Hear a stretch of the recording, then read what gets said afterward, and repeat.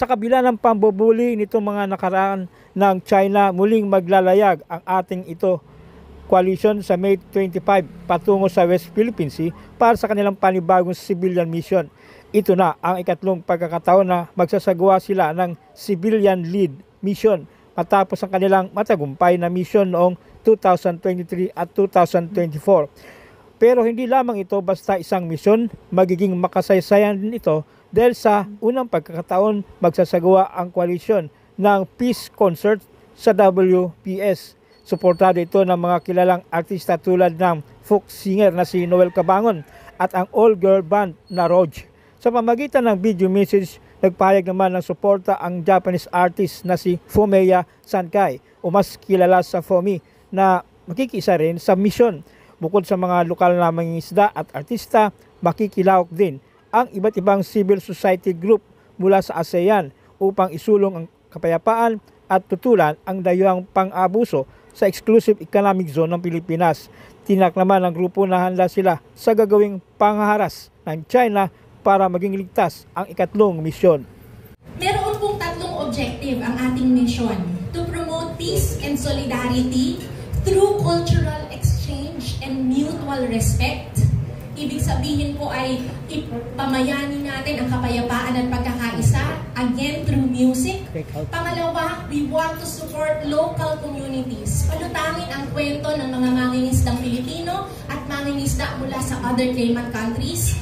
At pangatlo, hopefully to encourage regional cooperation. Dapat magkakapit-bisig ang iba't ibang bansang apektado ng ginagawa ng China para ipakita sa China na hindi lang ito laban ng Pilipinas, laban ito ng iba't ibang bansa na magkakasama, nag-agree sa ating mga international laws at pinapakita sa China na hindi pwede na exception siya to the rule at hinaharas ang mga mangingisda natin.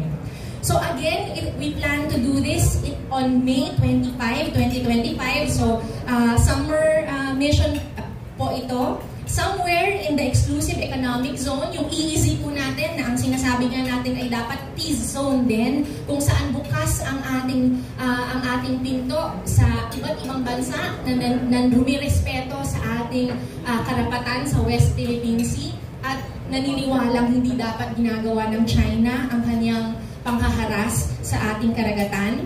And we're hoping to mobilize around 100 civilian volunteers to join us in this mission. Kasama na rin, of course, ang ating artists and musicians from the Philippines and other ASEAN countries and other peace-loving countries as well. At gayon din, nag-iimbita tayo, and I hope through this press conference, maraming sumama rin fisher folk representatives from other countries and again, civil society organizations as well.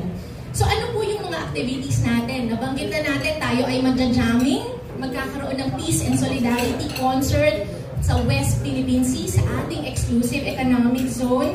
At gayon din, kasabay ng concert, hopefully may cultural exhibitions kung saan i-showcase natin ang ating rich heritage ng mga magpa-participate na iba't ibang bansa at mga ipakita again ang ating kultura ng pagkakaisa at kapayapaan.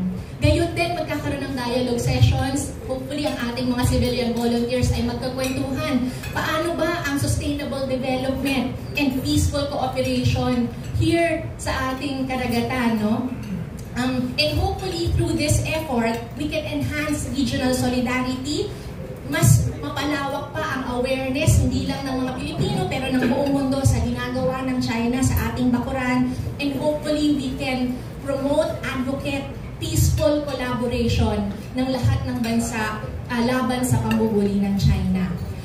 Kasama po nitong ating Peace and Solidarity Concert, tuloy-tuloy po ang ating pagkalap ng donations kasi po hindi pa tapos ang ating pagtindig. Yung mga pinaka-affected na fisher folk at frontliners ay hopefully matulungan din natin. So tuloy-tuloy po ang ating pag-request ng donations para pagdating ng Mayo, meron po tayong maihahatid na konkretong tulong doon sa pinaka-apektado. Maraming salamat po.